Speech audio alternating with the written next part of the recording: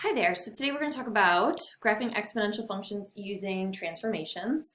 I tried looking for this on YouTube at one point in time, couldn't find anybody doing it, so I thought I would put my own video up here. So, all right, here's what we have. We have f of x equals 3 times 2 raised to the x minus 4 plus 1. So because this number 2 right here is greater than 1, it means that this is exponential growth. So our function is going to be looking like this. So we know that basic idea. We want to identify the parent function. So there's a lot of stuff going on here, but what did we start with? What was the original exponential function that we dealt with? What's our original base to what?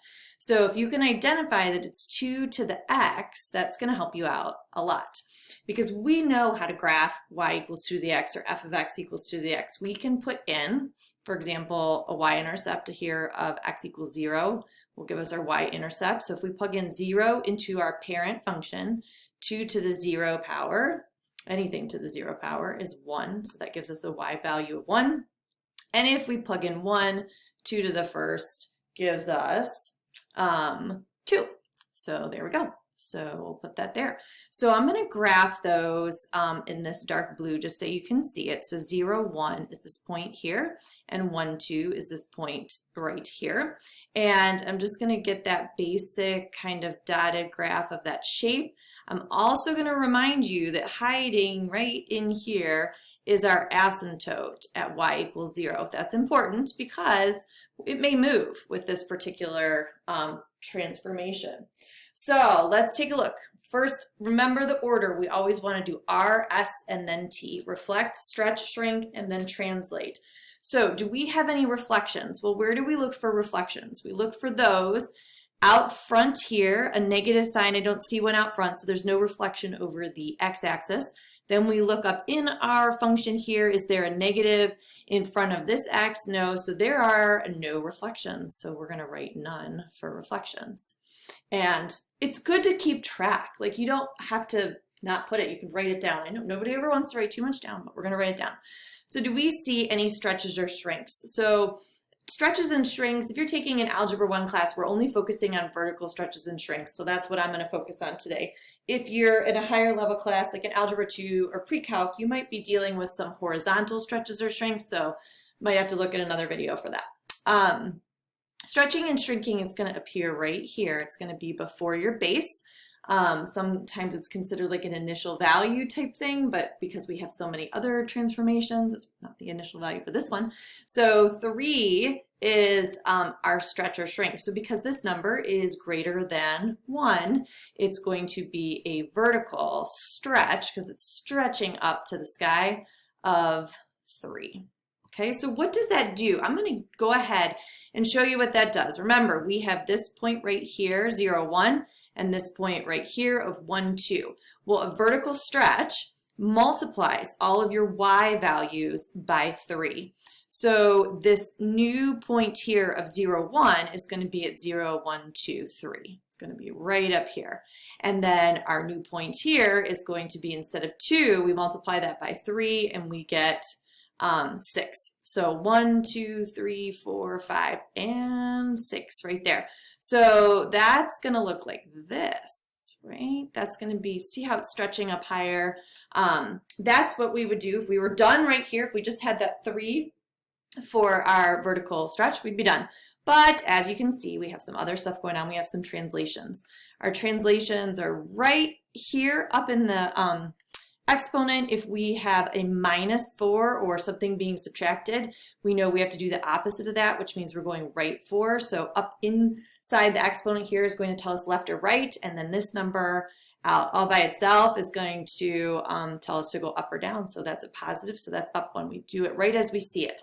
So we take these new points that we have come up with and we're going to move them right 4 and up 1. So we'll go one at a time. So 1, 2, 3, 4, up 1, and 1, 2, 3, 4, up 1. Okay, but we are not done yet. We have to check our asymptote. Like our asymptote, our y value for our asymptote is 0. So it's not affected by a stretch. It's still sitting there. It's only affected by left, right, up, down. So if we take the asymptote right 4, we're just sliding it along that x-axis 4. It doesn't change anything. but then we have to go up 1. So our new asymptote is right here. I'm going to try to draw this much more clearly so that we can see our final one. Some people draw it a little bit differently. I tend to do it as a dotted line. That seems to be the most common. So then we kind of start at the bottom of the asymptote, come on up, and we go through. I didn't really mean to go through that blue one. So let me erase here so you can see just a little bit more clearly. Hopefully I won't accidentally erase my green graph. I'm notorious for doing that. Okay, so you can, there's a couple little dots still left, but the green graph is what we're looking at. So you've done it. You have identified the key points from your parent function, wrote down your asymptote. Let me just write that down here. Wrote down your asymptote. You looked for reflections. You didn't have any. You looked for stretches or shrinks. We did have a vertical stretch of 3. And then we looked for our translations going right 4 and up 1. So congratulations, you did that. Let's take a look at another example. So this example we're looking at, so I always go into those parentheses first because that's my rate, that's my change, that's like what's happening to this function. Is it growth or decay?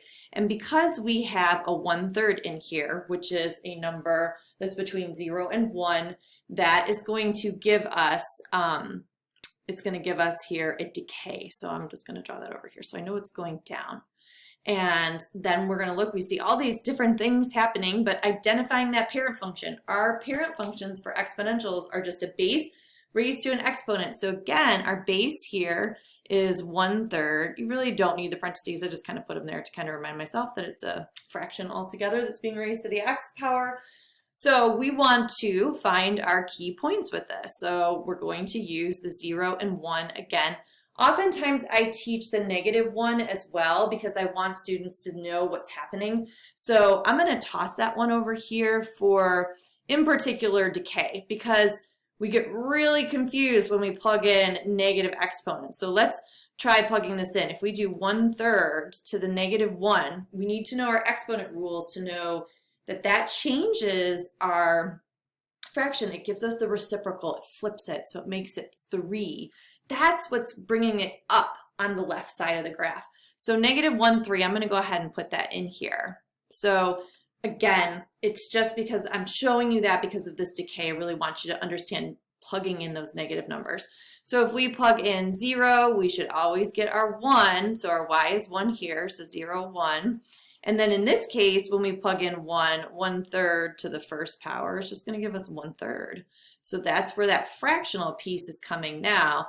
A little bit harder to graph. So it's kind of nice with the decay function that we plug in that -1 because it pops right back out for us the reciprocal of our b value. So that's an idea for you. So you can kind of see, here's our shape. Now, what am I forgetting? I'm forgetting that we have to keep in mind of the asymptote here. Our asymptote is still hiding at y = 0. So it's just hiding along that x-axis, and we would have this downward slope. So let's take a look at our transformations. Do we have any reflections? Do we have a negative out front or a negative up here? Yes, I'm seeing a negative right out front here. So that means if it's out front, I tend to tell students that it kind of can go forever, and it resembles the x-axis. So I say reflect over the x-axis. If it is up inside here, inside this exponent, I'm just like, why do you have to be inside my function? Why you got to be inside my function? Reflect across the y-axis. So that's just my little silly way of remembering things. So let's reflect this over the x-axis to start. The x-axis is right here, which means we're flipping from the top to the bottom. So this is 3 away. We're going to bring it down here 3. This is 1 away. We're going to bring it down 1, and this is a 1/3. So we're going to bring it down there. So we've just reflected over the x-axis. Now we're going to stretch or shrink. So do we see a stretch or shrink? Do we see a number out in front of this 1/3? I don't. It's just a 1. So there is no stretch or shrink. We don't need to multiply our y values by anything. Now let's look at translations. So we've got translations of a +2, which remember, we always do the opposite. That's left 2. And then right here, it's down 2 because we do it right as we see it. So anytime you have something, remember, inside those parentheses, inside that function, you're doing the opposite. All right, so let's take our little pink dots. Let's move them left 2 and down 2. So we'll start here. Let's go 1, 2, and 1, 2. Always double checking my left and my right because I've gotten that wrong so many times. So 1, 2, 1, 2. Okay. And we can't forget about our asymptote. Where did that move? This line that's right here, it moved left 2. Well, that really doesn't do anything to it, but then it moved down 2. So now we need to redraw that asymptote here. Drawing in the asymptote is so important because it allows you to get that shape correct. Because look at what we started with. We didn't realize we had a reflection. This is a normal decay, but once we reflect it, your brain can kind of switch gears and want to draw it a specific way. So if you draw that asymptote in, you know you have to snug right up against that asymptote and then continue in the opposite direction away from the asymptote. So whether that's reflected down or headed up, whichever way you've got going on there. So there we go. We have now have a video on YouTube that shows you how to graph exponential functions using your parent function, your key points, and transformation. So good luck to you. If you have any questions, EMC2 Mathematics.